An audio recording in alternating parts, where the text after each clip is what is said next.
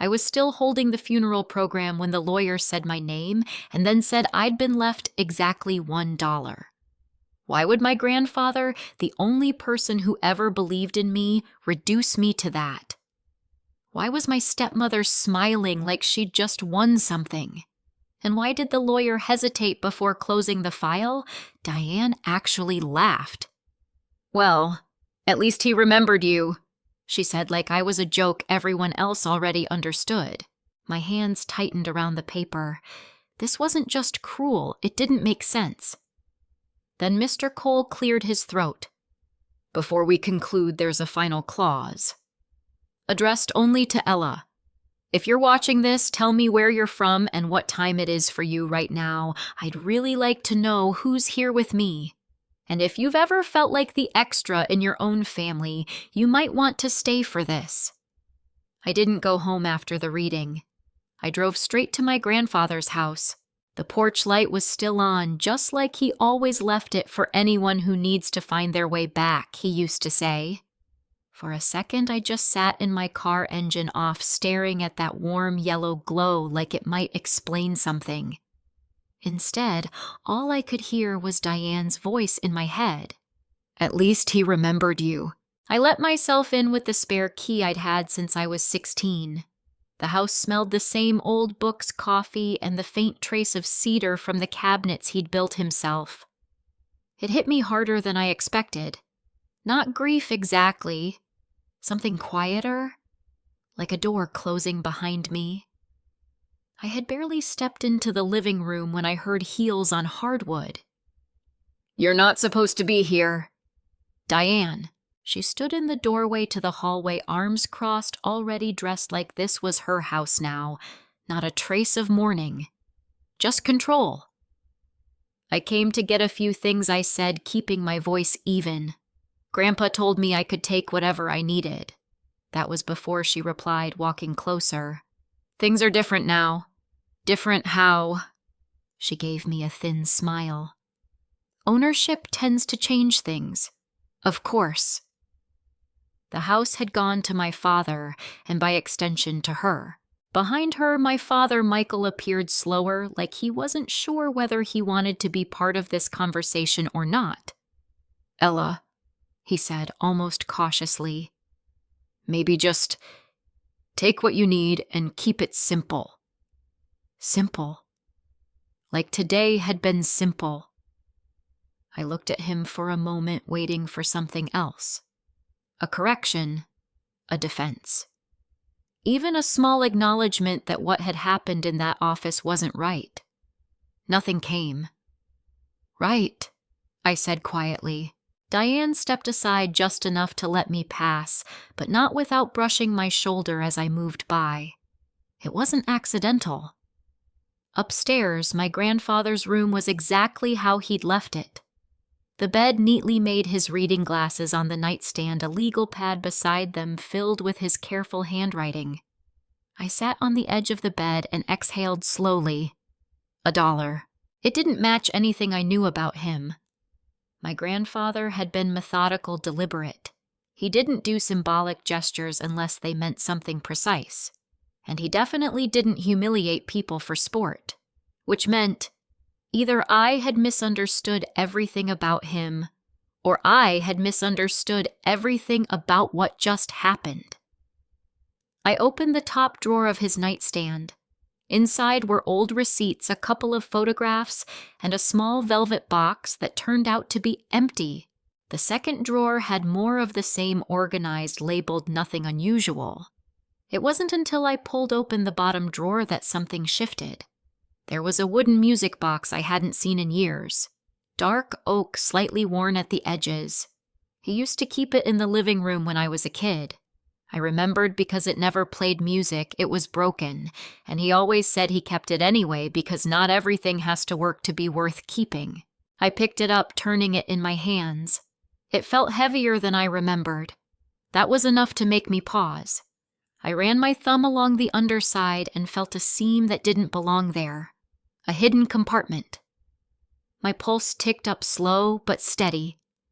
I glanced toward the door, still open, the hallway quiet, and pressed along the edge until the bottom panel slid free with a soft click. Inside was a single object. A key. Not decorative, not old-fashioned in any ornate way. Just a solid, practical key with a small metal tag attached. I held it closer to the light. First National Trust. That name didn't mean anything to me, but the fact that it was hidden definitely did. Find what you needed. Diane's voice cut through the silence from the doorway. I didn't jump. I just closed my hand around the key and slid the panel back into place before turning. Yeah, I said. Just a few things. Her eyes moved over the room, sharp scanning. Make it quick. We have people coming by tomorrow. Of course they did. I stood picking up a small stack of my grandfather's legal pads as cover. As I passed her, I could feel her watching me, not casually, but carefully, like she was trying to read what I knew, or what I might know. Downstairs, I stopped by the front door, slipping the key into my coat pocket before opening it. Ella, my father, called from behind me. I turned. He looked like he wanted to say something. His mouth even opened slightly, but then he just shook his head. Take care of yourself. I nodded once. You too. Outside, the night air felt colder than it should have. I got into my car and sat there again, this time with the key in my hand. $1 in the will, a hidden key in a broken music box, and a final clause that hadn't been fully explained. My grandfather hadn't forgotten me. He'd left me something. I just didn't know what it unlocked yet. I didn't sleep that night. The key sat on my kitchen counter while I tried to convince myself I wasn't reading too much into it. But every time I closed my eyes, I saw my grandfather's handwriting, the deliberate way he used to underline things when they mattered. He wasn't careless. He didn't hide things without a reason. By morning, I had already made up my mind. First National Trust wasn't one of the big banks I worked with. As a financial analyst, I dealt mostly with national institutions, not small regional branches. That alone made it stand out. People used places like that when they didn't want attention. The building looked older than I expected. Brick exterior, narrow windows, the kind of place that had probably been there for decades without changing much. Quiet. Discreet. Inside, it was even quieter. A receptionist looked up as I approached. Good morning. How can I help you? I placed the key gently on the counter. I think my grandfather had a safety deposit box here. Samuel Gonzalez. Her expression shifted just slightly, professional but alert. Do you have identification? I handed over my driver's license. She typed something into her computer, then nodded. Yes. There is a box registered under that name. Are you listed as an authorized party? I don't know. I admitted. He passed away yesterday. There was a pause. Not uncomfortable, measured. Please have a seat, she said. I'll need to check with our manager. I sat in a leather chair that felt older than I was and tried to keep my breathing steady. This was the part I hadn't been sure about. If my name wasn't attached, I might not get access at all. But then why give me the key? A few minutes later, a man in his 50s approached, introducing himself as Mr. Harlan, the branch manager. Ms. Gonzalez, he said, shaking my hand. I'm sorry for your loss. Your grandfather was a longtime client. Thank you. He studied me for a moment, not in a suspicious way, more like he was confirming something. There is a note on file. He continued, indicating that in the event of his passing, access may be granted to you provided you present this key and identification. My chest tightened slightly. He knew I would come. Would you like to proceed? Mr. Harlan asked. I nodded. He led me through a secure door down a short hallway and into a vault room that felt colder than the rest of the building. Rows of metal boxes lined the walls, each identical except for a number. He stopped at one near the middle, inserted a second key, and stepped back. "I'll give you privacy." The click of the lock sounded louder than it should have. For a second, I just stared at it. Then I turned the key. Inside was a rectangular metal box, heavier than it looked. I carried it to the small table in the room and opened it slowly. Half expecting, I didn't know what. Not cash, not jewelry. Documents. Neatly arranged, clipped together, labeled in my grandfather's handwriting. At the top was a letter.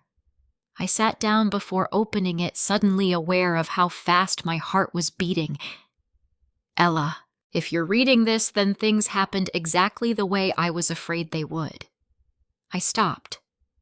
Not surprised, just confirmed. "I need you to trust yourself. Not what anyone tells you, not even what the will appears to say." My throat tightened slightly. "There are documents here that will help you understand what was done and why I couldn't stop it in time." Underneath the letter was a stack of papers, bank statements, transfer records, and something that looked like a contract. I flipped through them carefully. The numbers jumped out first. Large transfers. Not random structured. Moving in stages routed through accounts that didn't immediately connect back to any of us.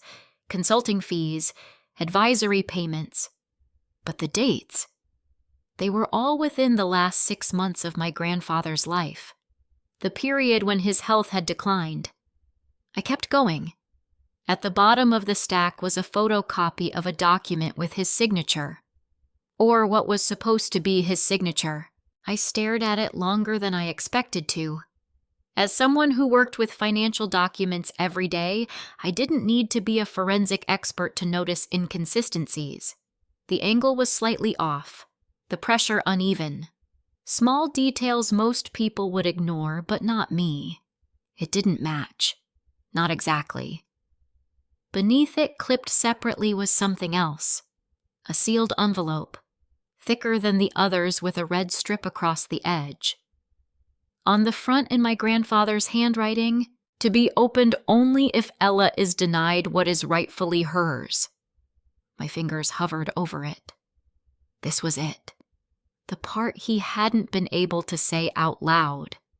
The part Diane had laughed through without even realizing. I exhaled slowly and broke the seal.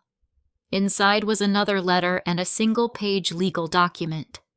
The letter was shorter this time. I couldn't change the will without raising suspicion, so I created a condition instead. I glanced at the document. It was formal, structured, signed, and notarized. A contingency clause.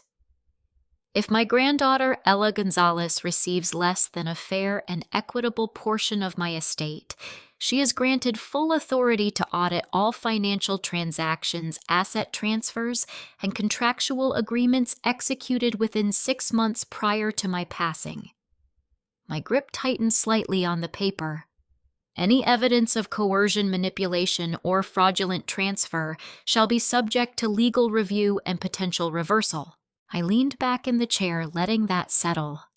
This wasn't just a message, it was a mechanism. A trigger. He hadn't fought them directly.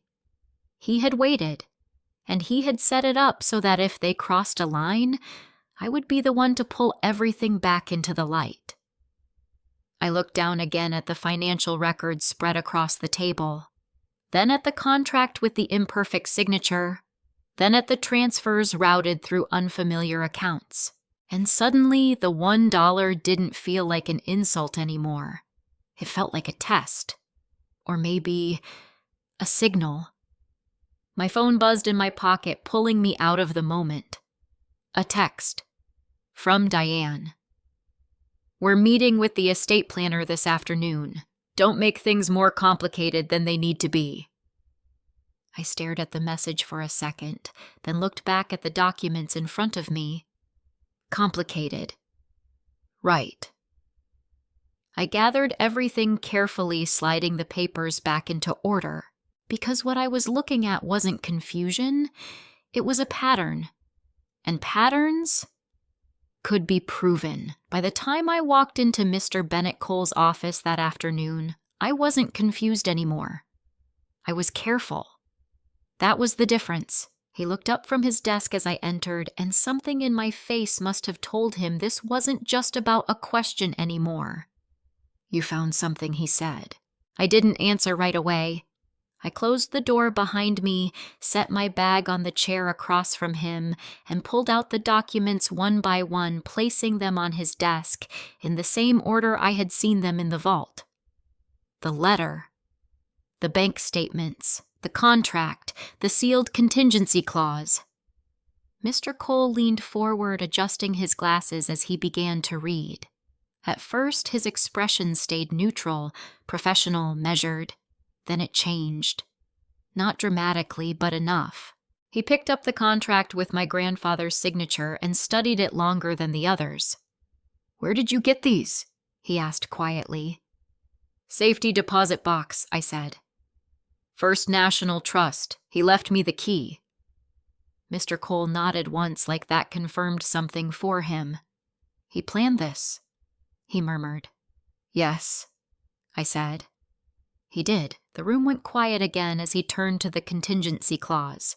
He read it twice slower the second time, then set it down carefully. "This is very specific," he said. "Specific how it's not just symbolic. This clause gives you standing, legal standing." He looked at me directly.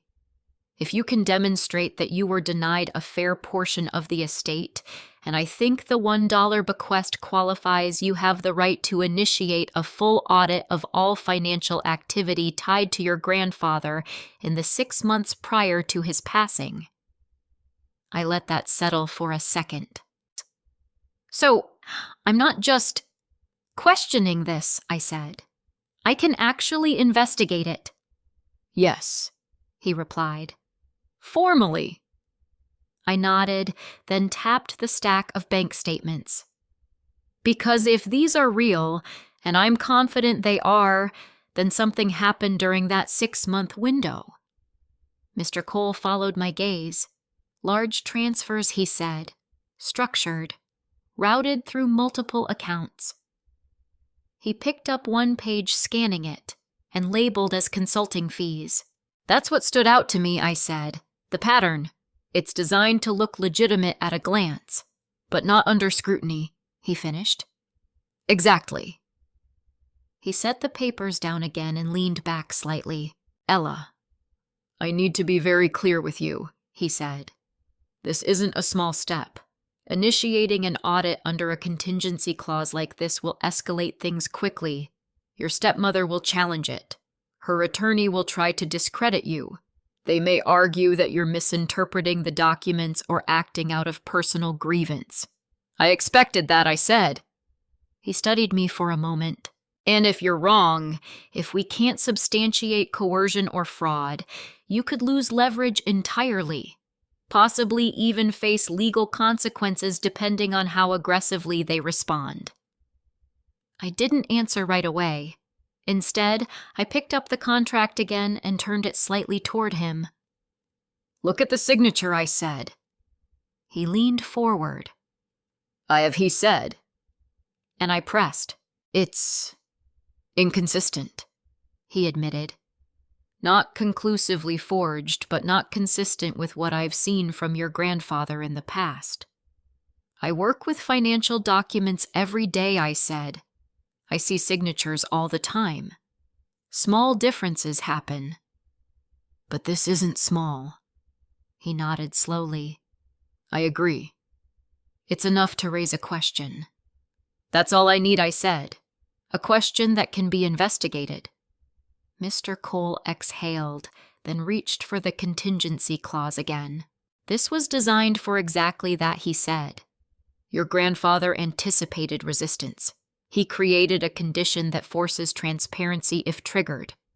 "And it's triggered," I said quietly. "Yes," he confirmed. "It is." For a moment, neither of us spoke. Then he leaned forward, his tone shifting slightly from cautious to deliberate. "There's something else," he said. "What?" He turned one of the bank statements toward me, pointing to a specific transaction. "Have you noticed this?" I leaned closer. A transfer. Large, clean, direct. Unlike the others. What about it? I asked. It doesn't go through an intermediary account, he said. No routing, no layering. I frowned slightly. So it's the only one that doesn't try to hide. I looked at it again, slower this time. The date. 3 days before the will was updated. The destination account. I felt something shift in my chest, not panic, not exactly. Recognition. "That's not a business account," I said. "No," Mr. Cole replied. "It's personal." "Yes." I straightened slightly. "Who's—" He met my eyes. "Diane Whitmore." The room felt quieter after that.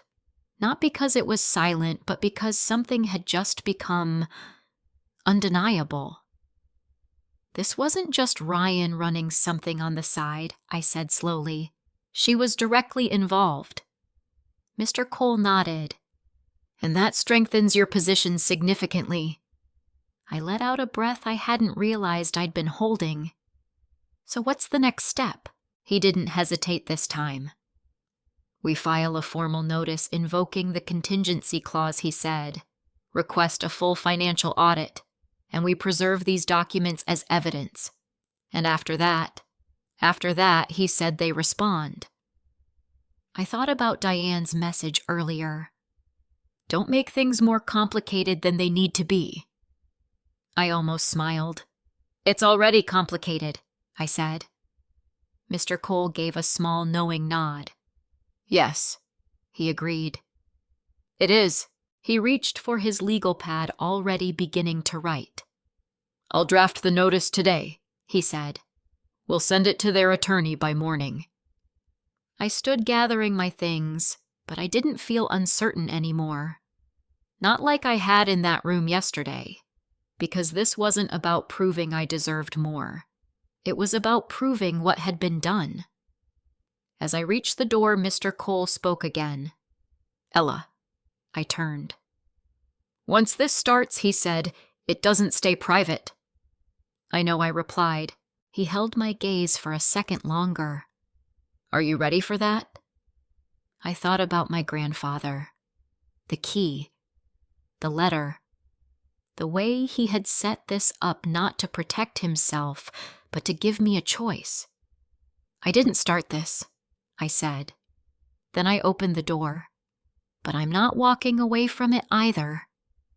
By the time I got back to my apartment, the city had settled into that late-night quiet that makes everything feel more deliberate. I didn't turn on the TV, didn't check social media. I went straight to my desk, spread the documents out again, and opened my laptop. This was familiar. Numbers didn't lie. Not really. People lied about them, disguised them, buried them, but the structure always told a story if you knew how to read it. And I did. I texted Tasha, "You awake? I need your eyes on something." Her reply came in under a minute. "For you. Always. Send it." I hesitated for half a second before attaching a few of the statements. Not everything, just enough to get her attention. She called me instead of texting back. "Okay," she said without greeting. "What exactly am I looking at?" "Start with the transaction patterns," I said, leaning back in my chair but keeping my eyes on the screen. "Tell me what stands out." There was a pause, the faint sound of her typing in the background. "Multiple transfers," she said slowly. "Mid to high 6 figures, broken up, staggered across accounts. Labeled as consulting fees. Legit." "Could be," she said. "On paper." I waited, But it's not clean, she added. The routing's too deliberate. Whoever set this up didn't want it to trace back easily. I exhaled quietly. Look at the receiving accounts, I said. Another pause. Longer this time. Okay. That's interesting, she said. How interesting. 3 of these accounts are linked to the same EIN. I straightened. Same company? Technically, yeah. But she hesitated. It's a shell. No real employees, no operational footprint. Registered about 8 months ago. 8 months. Right before my grandfather's health started declining. Who's listed as the owner, I asked. There was a soft clicking sound as she pulled it up. You're not going to like this. I already knew. Say it. Ryan Whitmore. I closed my eyes for a second. Not because I was surprised. Because I wasn't.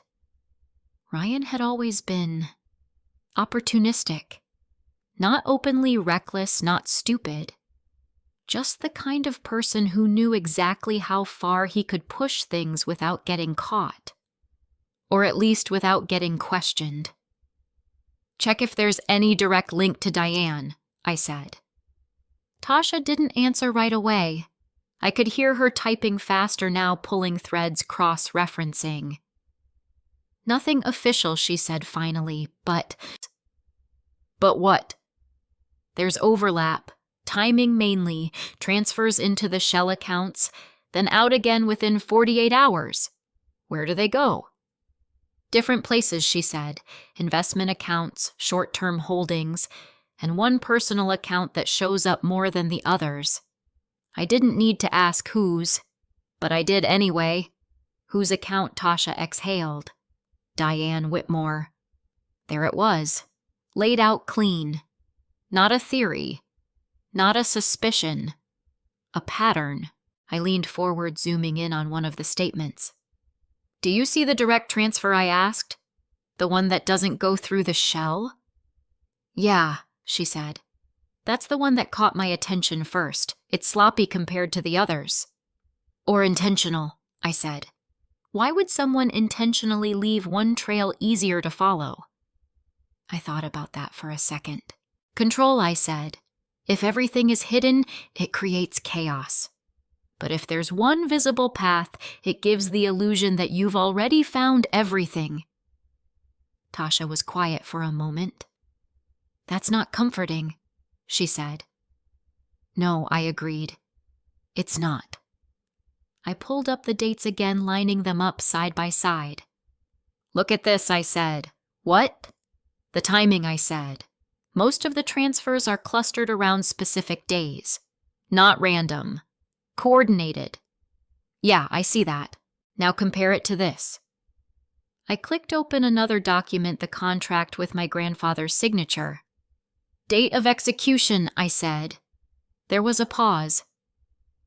Same week, Tasha said. Not just the same week, I replied. Same window. Money moves, then paperwork changes, meaning the financial incentive lined up with the legal change. Silence. Then Tasha spoke again, slower this time.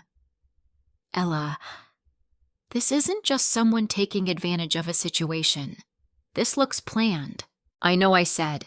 And if you push this, really push it, you're not just accusing them of being unethical. You're accusing them of fraud. I know. Another pause. Are you ready for that? I looked down at the documents spread across my desk. My grandfather's handwriting. The contingency clause. The $1. I didn't go looking for this, I said quietly. But I'm not going to pretend I didn't find it. Tasha didn't respond right away. Then softer. Okay, then we do this right. I repeated. Don't get used to it, she said lightly, but I could hear the edge of seriousness underneath.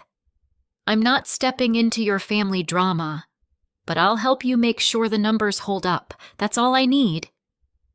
We spent the next 2 hours tightening everything, organizing the transactions, mapping the flow of funds, flagging inconsistencies. By the time we were done, it wasn't just a stack of suspicious documents anymore. It was a structure. Something that could be explained. Something that could be defended. Something that could be challenged.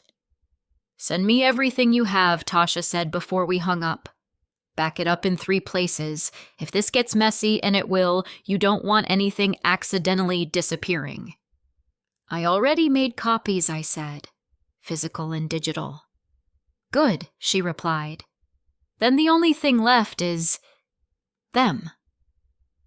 I ended the call and sat there for a moment staring at the screen. Then my phone buzzed again. Another message. From Ryan this time. "Heard you've been asking questions." "Careful, Ella. You might not like the answers." I read it twice. Not threatening. Not directly, but not neutral either. I typed a response, then deleted it. This wasn't a conversation. Not yet.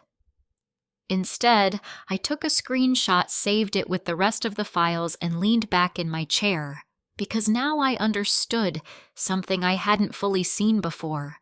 This wasn't just about money.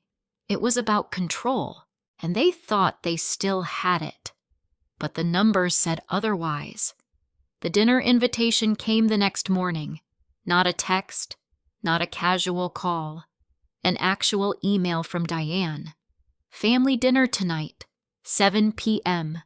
We should all be on the same page moving forward." That phrasing alone told me everything I needed to know. Not grieving together, not checking in. On the same page. Control again. I showed up exactly on time. Diane's new house sat 15 minutes outside the city, all glass and sharp edges, the kind of place designed to look impressive rather than lived in. The lights were already on inside, warm but too bright like a stage set. Ryan opened the door before I knocked. "Well," he said, leaning against the frame. "Look who decided to show up." "I was invited," I replied. He smiled, but it didn't reach his eyes. "That's one way to put it." I stepped past him without waiting for anything else. Inside, everything smelled new paint-polished wood, expensive candles trying too hard to mask it. Diane stood in the dining room arranging plates like she was hosting a business meeting, not a family dinner. "Ella," she said, turning with a practiced smile. "I'm glad you came." I nodded once. "You said we should be on the same page." Her smile sharpened slightly. "Exactly." My father was already seated, hands folded in front of him, eyes fixed on the table. He didn't look up when I walked in. That part still landed. We sat. No one touched the food at first. Diane poured wine smooth and controlled. "Before we get into anything complicated," she said, "I think it's important that we approach this as a family." I didn't answer.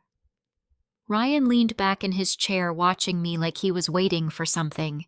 Diane continued, "Your grandfather's passing has already been difficult enough. We don't need unnecessary tension on top of that." "Unnecessary?" I repeated quietly. She met my eyes. "Yes." I let a second pass. Then I reached into my bag and placed a single document on the table between us. One of the bank statements.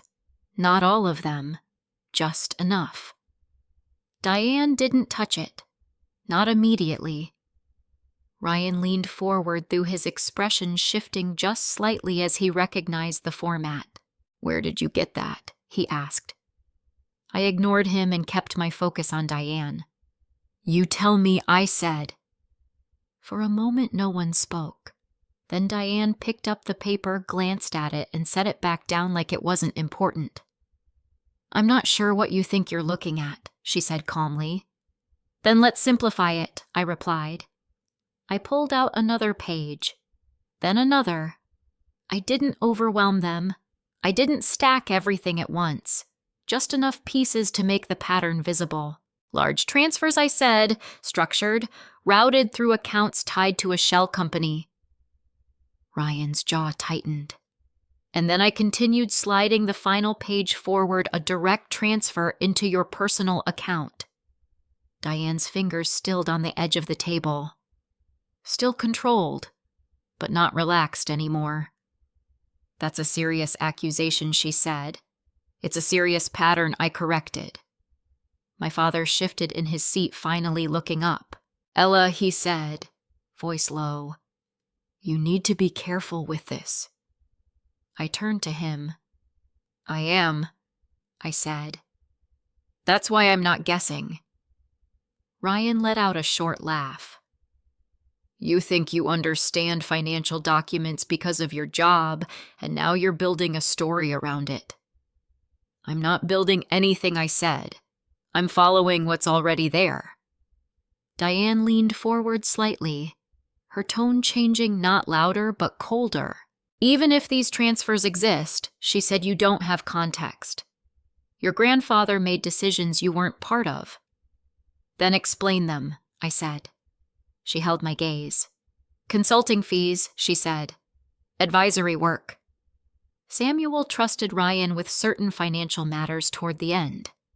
I didn't look at Ryan. I didn't need to. Consulting, I repeated. For a company that didn't exist until 8 months ago, Ryan's smile faded. Diane didn't respond immediately this time. That doesn't make it illegitimate, she said finally. No, I agreed, but it makes it worth auditing. There it was. The word landed heavier than anything else I had said so far. Ryan sat up straighter. Auditing. Yes, Diane's eyes narrowed slightly. On what basis? I reached into my bag one more time. This time I didn't take out a bank statement. I took out a copy of the contingency clause. I placed it on the table between us and let the silence stretch long enough for them to read the first line. Diane's expression changed first. Not dramatically, but enough. Ryan leaned over her shoulder, scanning quickly. What is this? He asked. Something Grandpa made sure I'd have, I said. My father's chair scraped slightly against the floor as he leaned closer. Diane read more slowly, carefully. When she finished, she looked up at me, not angry, not defensive. Calculating. This doesn't mean what you think it means, she said. It means I have the right to request a full audit of all financial activity in the 6 months before he passed, I replied, which I've already started preparing for. Ryan pushed his chair back slightly. You can't just... I cut in still calm, and I will. Diane's voice sharpened. You're going to drag this family through a legal process based on assumptions. No, I said. Based on documented transactions and a legally executed clause. My father finally spoke again. Ella, maybe there's another way to handle this. I looked at him. For a second, I saw something there, something like regret. But it wasn't enough. There was another way, I said quietly. Before this happened. No one answered that. Diane straightened in her chair, smoothing her expression back into place. If you move forward with this, she said, you should understand the consequences. I do, I replied. Legal fees, public records, scrutiny, she continued. This won't stay contained. I'm aware. She studied me for a moment longer, then almost casually she added, and if you're wrong, you won't just lose credibility. You could lose everything you think you're protecting. There it was, not a threat, but close enough. I let a small silence settle between us before answering. I'm not protecting anything I said. I'm clarifying it. Ryan shook his head, muttering something under his breath. Diane didn't look away. Then you've made your decision, she said. Yes, I replied. I stood gathering the documents back into my bag, leaving only the contingency clause on the table for a second longer than necessary, long enough for it to feel real. Then I picked that up too. As I turned toward the door, my father spoke again. "Ella." I paused. "Whatever happens next, it's not going to be simple." I didn't turn back this time. I know I said. And I meant it, because simple had already ended the moment Diane laughed in that office. What came next wasn't about keeping peace. It was about letting the truth hold its weight. The notice went out the next morning. Mr. Cole sent it to Diane's attorney before 9 a.m., formal, precise, and impossible to ignore. It invoked the contingency clause, requested full access to all financial records within the 6-month window, and demanded preservation of any related communications. By noon, they had responded. Not with cooperation, with resistance. I was in Mr. Cole's office when the email came in. He read it once, then forwarded it to me without comment. I opened it on my phone. "Your client's interpretation of the so-called contingency clause is both legally questionable and factually unsupported. Any attempt to initiate an audit will be met with immediate challenge." I didn't read the rest out loud. I didn't need to. "They're going to fight it," I said. "They were always going to fight it," Mr. Cole replied calmly. "The question isn't whether they resist. It's how." I looked up. And they're choosing to attack the clause itself," he said. "Which tells me something. What they're more concerned about the audit than they are about optics. That tracked. If the clause holds, I said they have to open everything." "Yes, and if it doesn't, then we argue for discovery through other means," he said. "But this is cleaner. Faster." I nodded slowly. "What's next?" He leaned back slightly. "We move forward anyway. We bring in an independent forensic accountant, begin preliminary analysis, and prepare for a hearing if necessary." I exhaled. "So it becomes official." "It already is," he said. 2 days later, we were sitting in a conference room with a forensic accountant named Daniel Price. Mid-40s, understated, the kind of person who didn't say much until he had something concrete to say. He had already reviewed the documents I'd found along with the structured analysis Tasha and I had built. He didn't start with conclusions. He started with questions. "These consulting fees," he said, tapping one of the statements. "Was your grandfather actively engaged in any consulting work during this period?" "No," I said. He had stepped back almost entirely. "Health issues," Daniel nodded.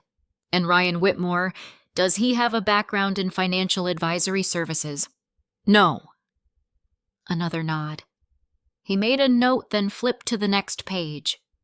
"The shell company," he said, "registered 8 months ago. Minimal activity outside of these transactions." "Yes." He paused, then looked up at me. "This isn't how legitimate consulting arrangements are structured," he said. "At least not in my experience." Mr. Cole leaned forward slightly. "Can you explain that in simple terms?" Daniel did. In a real consulting relationship, you'd expect documentation, contracts, deliverables, communications. Payments would be tied to specific services. Here we see large sums moving through an entity with no operational footprint, then redistributed quickly to personal accounts. He tapped the page again. "That's consistent with layering, a method used to obscure the origin and destination of funds." I didn't react outwardly, but internally, something settled. Not relief. Confirmation. "Can you prove that I asked?" Daniel considered the question carefully. "I can demonstrate that the structure is inconsistent with legitimate business activity," he said, "and I can trace the flow of funds. Whether that constitutes fraud depends on intent and supporting evidence. Like what I asked. Communications," he said. "Emails, messages, anything showing coordination, or pressure applied to your grandfather. Mr. Cole and I exchanged a brief glance. We have something, he said. Later that afternoon, we reviewed the email chain we had recovered from my grandfather's files. Most of it was routine, until it wasn't. Diane's tone at first had been polite, suggestive, framed as concern. You don't want things to become complicated, Sam.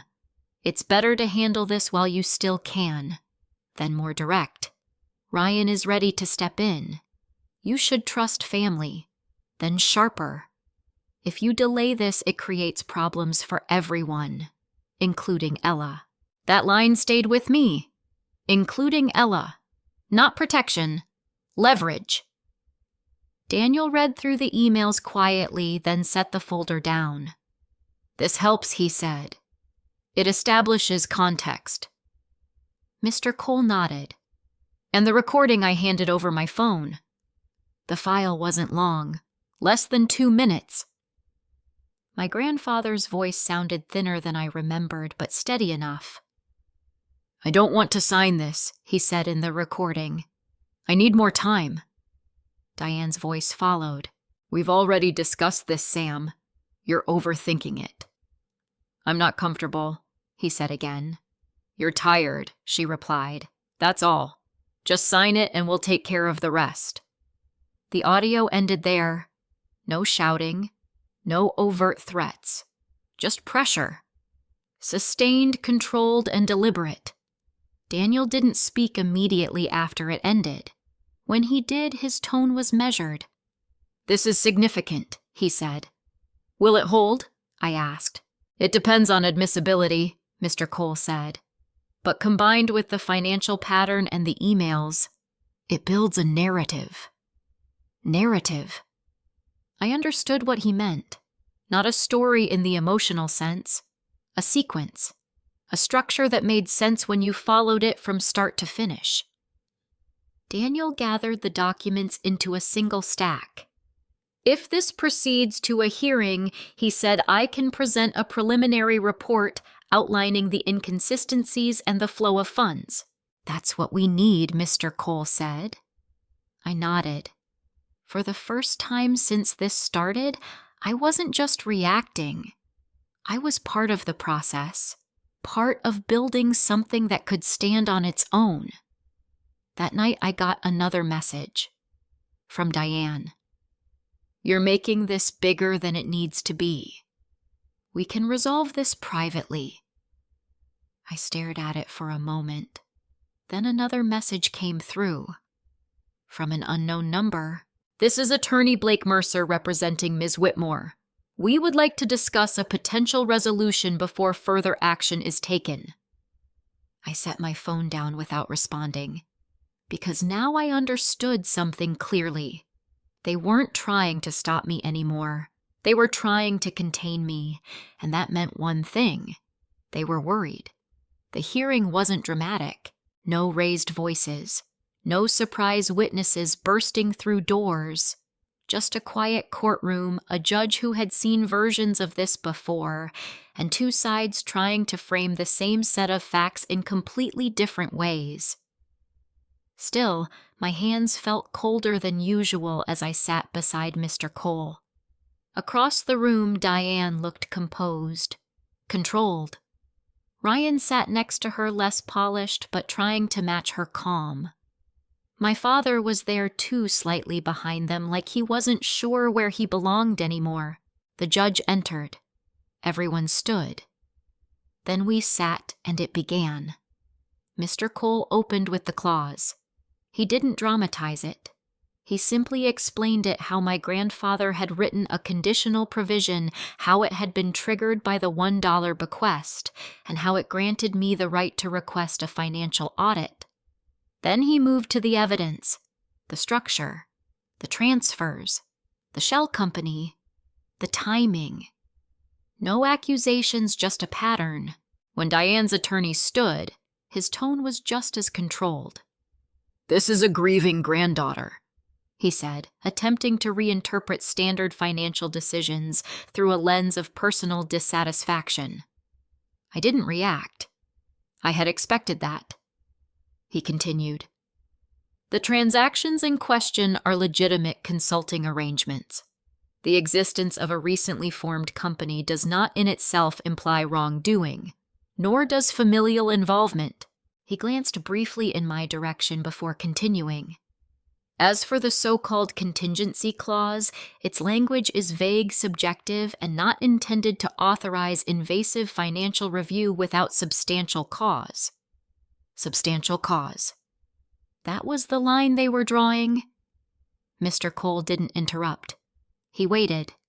Then when it was our turn again, he didn't argue the wording. He shifted the focus. Your Honor, he said we're not asking the court to assume wrongdoing. We're asking for the opportunity to examine whether wrongdoing occurred. He gestured slightly toward Daniel seated behind us. Our preliminary analysis shows structured transfers inconsistent with typical consulting arrangements. Funds routed through a non-operational entity redistributed rapidly and on at least one occasion transferred directly to a personal account belonging to Ms. Whitmore. The judge's attention sharpened slightly. Additionally, Mr. Cole continued, we have communications indicating pressure placed on the decedent during the same time frame these transactions occurred. That was the pivot, from numbers to intent. Diane's attorney stood again. Emails taken out of context, he said. Concern for a family member's well-being is not coercion. Agreed, Mr. Cole replied evenly. Which is why we're also presenting this. He nodded to me. I didn't rush. I walked forward and handed the clerk a copy of the transcript of the recording. The judge read it silently for a moment. The room felt smaller while he did. Then he looked up. Is there an audio file associated with this? He asked. Yes, Your Honor, Mr. Cole said. The judge nodded. We'll review that as part of the record. Diane didn't look at me, but Ryan did, and for the first time his expression wasn't confident. It was calculating, like he was trying to figure out what I had and what I didn't. The rest of the hearing moved quickly after that. Arguments about admissibility, about intent, about whether the clause justified the scope of what we were requesting. No clear resolution. Not yet. Finally, the judge leaned back slightly, hands folded. I'm not making a final determination today, he said. However, based on what's been presented, I find sufficient cause to allow a limited financial review under the terms of the clause pending further evaluation. Limited. Not everything. But enough. Both parties will cooperate with document requests related to the 6-month period in question, he continued. We'll reconvene once that review is complete. The gavel came down softly, and just like that, it was over. For now, outside the courtroom, the air felt different. Not lighter, just clearer. Diane approached me before I reached the exit. Ella, she said. I stopped. She didn't smile this time. You've made your point, she said. There's no need to keep escalating this. I looked at her. This isn't escalation, I said. It's process. Her eyes narrowed slightly. You think this ends well for you? She asked quietly. I think it ends with the truth documented, I replied. Ryan stepped closer, his voice lower. You don't know everything he said. Then this will help. I said. For a second, no one spoke. Then my father said my name. Ella. I turned. He looked tired. More than I had ever seen him. I didn't know it would go this far, he said. I held his gaze. But you knew something was happening, I said. He didn't answer. He didn't deny it either. That was enough. I nodded once and turned away. In the car, I finally let myself exhale. Not relief? Not yet. But something close. Because this wasn't about winning a single moment. It was about shifting something that had been held in place for a long time. And it had shifted. My phone buzzed again. A message from Mr. Cole. "This is a good outcome. We have access. Now we build the case." I stared at the screen for a second, then set the phone down. Because for the first time since that room, since the $1, the laughter, the pause before the final clause, I felt something settle into place. Not certainty, but direction. And that was enough to keep going. The full review took 3 weeks. 3 weeks of document requests, bank authorizations, follow-ups, and delays that always seemed to arrive just before something important was due. Diane's attorney complied, but slowly. Always within the limit of what the court required, never more. It was deliberate, but it didn't stop the process. By the time we sat down again in Mr. Cole's office, the stack of documents on the table looked different from the ones I had started with. Not scattered pieces anymore. A system. Daniel Price had organized everything into a report clear, structured, and more importantly, defensible. He didn't start with conclusions. He started with flow. Funds originating from Samuel Gonzalez's primary accounts, he said, pointing to the first section, were transferred in increments to a limited liability entity registered as Whitmore Advisory Group. He paused, letting the name settle. Despite its designation, this entity shows no evidence of operational activity. No payroll, no contracts tied to deliverables, no external clients. I sat back listening, not interrupting. From there, he continued, the funds were redistributed within 48 hours to multiple accounts. Some were short-term holdings. Others were personal accounts, including, he glanced briefly at me, accounts held by Diane Whitmore. Mr. Cole nodded. And the purpose of this structure? To obscure the original source and intended destination of the funds, Daniel said. Commonly referred to as layering. There it was again. Not emotional, not dramatic, just precise. Do we have evidence of intent? I asked. Daniel didn't hesitate this time. Yes, he said. In combination with the communications you provided and the timing of the transfers relative to the contract execution, there is a strong indication that these transactions were not independent financial decisions. Mr. Cole leaned forward slightly. Meaning they were coordinated, Daniel said. And likely designed to influence asset distribution prior to the will's update. I let that settle. Not because I needed to understand it, but because hearing it stated that way, clean, unemotional, made it harder to ignore. Next step, I asked. Mr. Cole answered.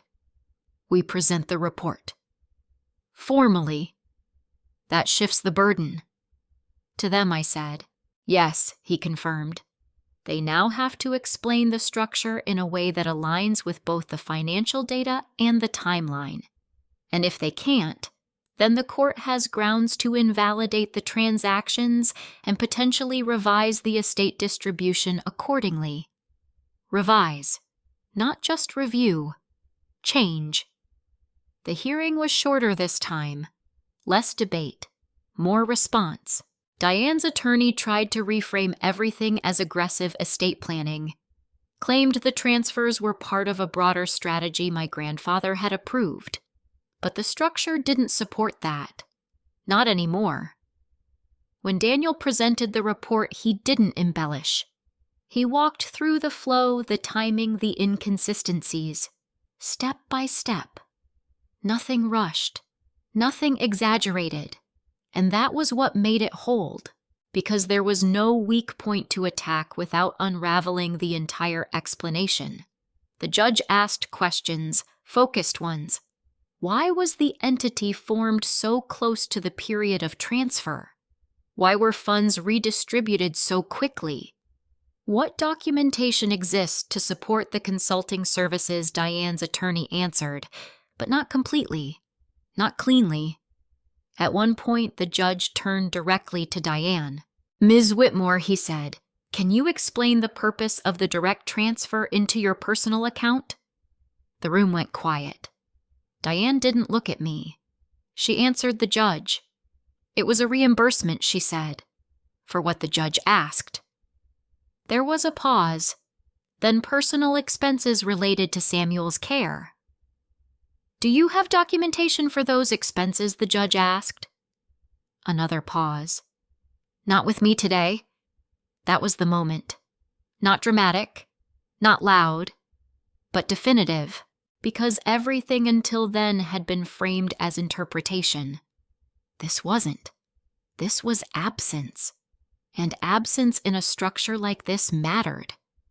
The decision came a week later, not in a courtroom this time, in writing. Mr. Cole called me as soon as he received it. "They've ruled," he said. I didn't ask him to explain immediately. I just listened. "The court has found sufficient evidence to invalidate the contested transactions," he said. "Funds will be restored to the estate." I closed my eyes for a second. Not relief, just completion of a step. "And the will?" I asked. "The original distribution stands," he said, "but with the corrected asset pool, meaning the $1 gesture no longer defined anything. It never had." The court also noted he added that the contingency clause was validly triggered and appropriately exercised. I let out a slow breath. "Okay," I said. There was a pause on the line. "Ella," he said more quietly, "this is a clear outcome." "I know. Are you coming in to review everything?" "Later," I said. "I need a minute." He didn't push. "Take it," he said. "You've earned that." That afternoon, Diane called me. I let it go to voicemail, then Ryan. Same. Finally, a message came through. From Diane. "We should talk. This doesn't have to end like this." I stared at the screen for a long moment. Then I locked my phone and set it aside. Because she was right about one thing. It didn't have to end like this. But not in the way she meant. I drove to my grandfather's house that evening. It was quiet again. Not staged. Not controlled. Just still. I let myself in, walked through the room slowly, and stopped in his study. The chair was still there. The desk. The legal pads. I sat down and looked at the space where everything had started to shift. The key. The letter. The clause. He hadn't fought them directly. He had trusted me to see it, to follow it, to act on it. And I had. But standing there now, I realized something else. Winning this didn't mean going back. It didn't mean restoring what had been broken. It meant deciding what came next. On my terms. A few months later, the house felt different. Not because anything in it had changed, but because the tension that used to sit quietly in every room was gone. I didn't move back in. I didn't want to. Instead, I kept it exactly the way my grandfather had left it, at least for now. Not as a shrine, but as a reminder of something steadier than everything that had happened around it. The estate was settled without further conflict. Diane and Ryan didn't contest the ruling again. There were no more legal letters, no more attempts to reframe the situation. Just silence. My father reached out once. A short message. "I'm sorry for how things unfolded. Not for what happened. Not for what he knew. Just how it unfolded." I didn't respond right away. I didn't need to. Because for the first time in a long time, I understood that closure didn't always come from conversations. Sometimes it came from decisions. And I had already made mine. I used part of the restored inheritance to establish something my grandfather had mentioned in passing years ago, but never had the chance to build a small education fund. Nothing flashy, just a structured grant for students who needed help finishing what they started. Quiet, practical support, the kind he had given me when no one else noticed. Tasha helped me set it up. "Feels right," she said the first time we reviewed the paperwork. "Yeah," I replied. "It does. I didn't take everything. I could have. Legally, it would have been justified, but that wasn't the point. The point wasn't to win more.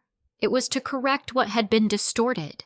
The rest I left in the estate distributed as originally intended minus the manipulation." That decision surprised people. Mr. Cole asked me twice if I was sure. "I am," I told him. And I was, because holding on to everything would have tied me back to it, and I was done being tied to it. A week after the fund officially launched, I went back to the bank. Not because I needed anything, because I wanted to close something. Mr. Harlan recognized me immediately. "Everything resolved?" he asked. "Yes," I said. He nodded once like that was enough. I returned the key. He didn't ask why. Some things didn't need explanation. That night, I sat at my kitchen table with my grandfather's final letter in front of me, the one I hadn't reread since the beginning. I unfolded it carefully. "Choose wisely, not emotionally." At the time, I thought that meant staying calm, not reacting. Now I understood it differently. It meant choosing what to carry forward and what to leave behind. I folded the letter again and set it aside. Then I picked up my phone. Not to call Diane. Not to answer Ryan. I opened a blank message to my father. I stared at it for a moment, then typed, "I hope you're taking care of yourself. Nothing more. No reopening of the past. No invitation. Just a boundary that didn't need to be explained." I hit send. The next morning, I went for a walk before work. The city was already moving people heading somewhere, building something, continuing things that mattered to them. For the first time in a while, I didn't feel like I was reacting to something that had already been set in motion. I felt aligned. Not because everything was fixed, but because I had decided where I stood. The $1, the laughter, the claws. None of it had been random.